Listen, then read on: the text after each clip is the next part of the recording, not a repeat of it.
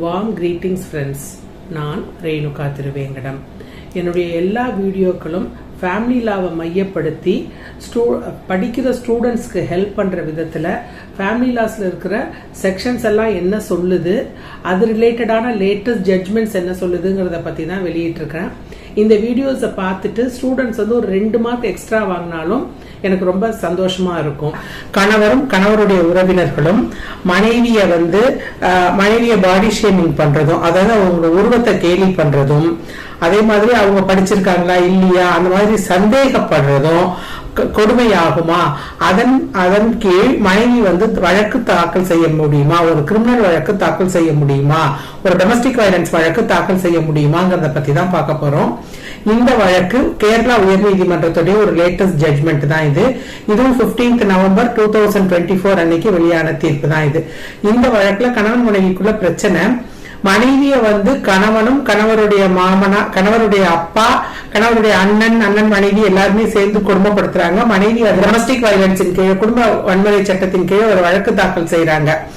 அதுல வந்து கணவருடைய வழக்கறிஞர் என்ன சொல்றாரு அப்படின்னு சொன்னா, மனைவியை வந்து சாதாரணமா தான் அவங்க வந்து பேசியிருக்காங்க, அது வந்து பாடி ஷேமிங் ஆகாது அப்படின்னு சொல்றாங்க. அதே மாதிரி மனைவியை வந்து சாதாரணமா நீ படிச்சிருக்கியா இல்லையான்னு கேட்கறது தவறு இல்லை அப்படின்னு சொல்லி கணவருடைய வழக்கறிஞர் இது சொல்றாரு. அவர் என்ன சொல்றாருன்னா, இது சாதாரணமா குடும்பத்துல கேட்கிற கேள்விதான் அப்படிங்கிற மாதிரி சொல்றாரு. அது வந்து கண்டிப்பா குரூவல்டி ஆகாது அப்படின்னு சொல்லி கணவருடைய வழக்கறிஞர் வாதாடுறாரு. இதுல மனைவியுடைய வழக்கறிஞர் என்ன சொல்றாங்க அப்படின்னு சொன்னா, கணவர் வந்து எப்பொழுதுமே மனைவியுடைய உருவத்தை பார்த்து கிண்டல் பண்ணிட்டே இருக்கிறாரு.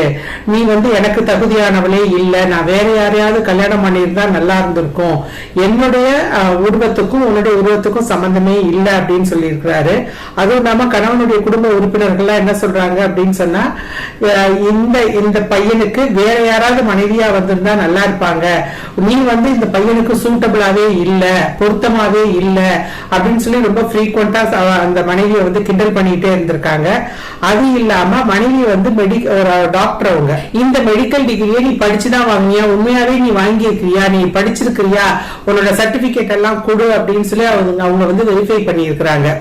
அத வந்து அந்த குடும்பத்துல இருக்க உறுப்பினர்கள் என்ன பண்ணிருக்காங்கன்னா, அந்த கணவருடைய அம்மாவை வச்சு அந்த சர்டிபிகேட்ஸ் எல்லாம் வாங்கி உண்மையா இருக்கா அப்படின்னு சொல்லி பார்த்திருக்கிறாங்க. கணவரும் கணவருடைய குடும்பத்தினர் எல்லாரும் தன்னுடைய உருவத்தை சொல்லி கிண்டல் பண்றது, கேலி பண்றது, எப்ப பார்த்தாலும் கணவன் இல்லாம கணவருடைய குடும்ப உறுப்பினர்களும் சேர்ந்து மட்டம் தட்டுறது, இவங்க படிச்சிருக்காங்களா இல்லையான்னு இவங்களை வந்து சந்தேகப்படுறது, கேட்கறது எல்லாத்தையுமே பார்த்துட்டு இதுக்கு மேல அங்க இருக்க முடியல அப்படிங்கிற ஒரு சிச்சுவேஷன் வந்ததுனால மனைவி வந்து கணவனை விட்டு பிரிஞ்சு வந்து இந்த வழக்கை தாக்கல் செய்யறாங்க. இதுல வந்து மனைவி ரொம்ப வந்து மனதளவுல கஷ்டப்பட்டு இருக்கிறாங்க. மொத்தமா அந்த குடும்பத்துல அவங்க எல்லாரையுமே அவங்க வந்து இந்த மாதிரி வார்த்தைகளால கொடுமைப்படுத்தி இருக்கிறாங்க.